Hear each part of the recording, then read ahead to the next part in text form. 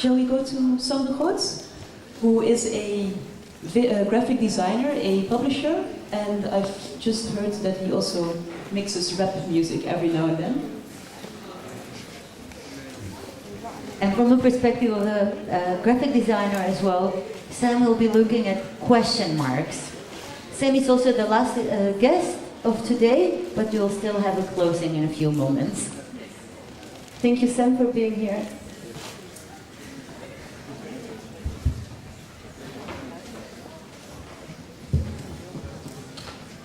Could I ask some questions about the question mark?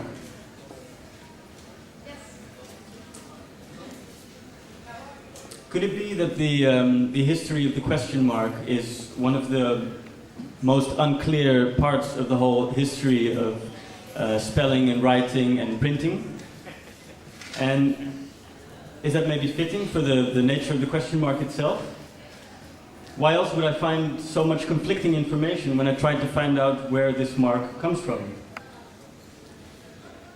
Do many sources say, do many researchers conclude, do many scholars state? Could you say that? Would you agree that? Is it true that punctuation marks were not fully standardized until the technology of printing? And is it true that the technology of printing arrived quite a while after the practice of writing? Is it true that in the Middle Ages, texts were reproduced by scribes and that systems of punctuation varied from region to region? Is one of the theories about the question mark that it evolved from the Latin word quaestio? And is it also true that there is very little evidence for this theory? Could it be that the next theory is more interesting? Would you agree with me that in the early Middle Ages, writing was mostly intended to assist in the spoken delivery of a text?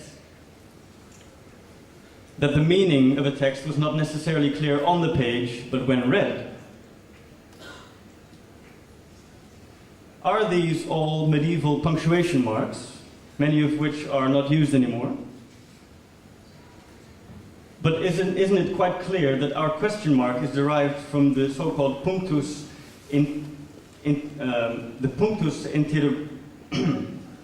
how do you pronounce this word? Isn't it quite clear that our question mark is derived from the punctus interrogativus, which is the second one from the right?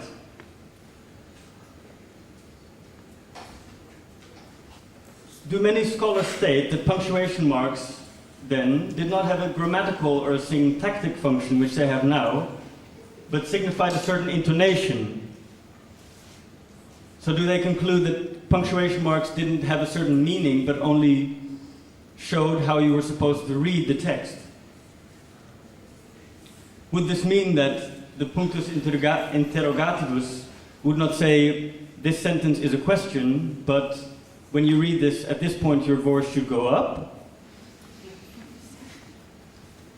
Maybe you could ask for a second about how you use the question mark. Do we ever ask things which are not questions, or say things which are not statements?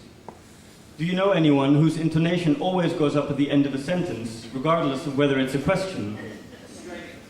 Someone from California or Australia, perhaps? Do questions always deserve to be questions? And wouldn't it be more honest to have a sign that doesn't say, this is a question, but this sounds like a question? Okay, thank you.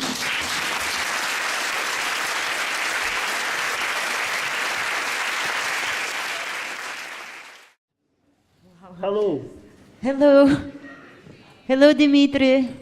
Hello, hello. Can you? I can't understand if you can hear me. But now it's fine.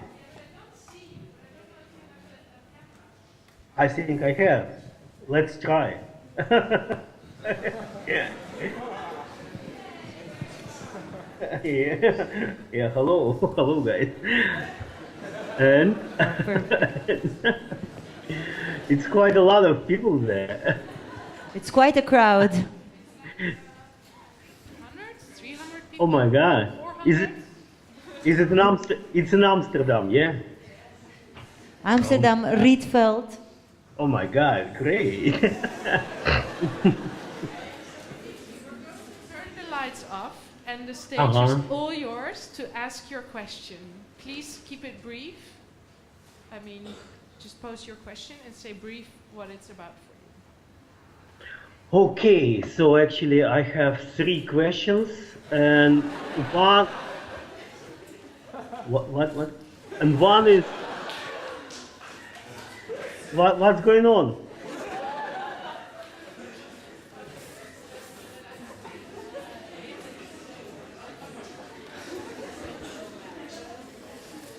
Ah, I see. I thought it sounds like someone fall down.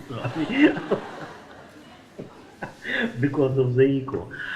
Anyway, so 3 questions, very simple ones. So I will be really short.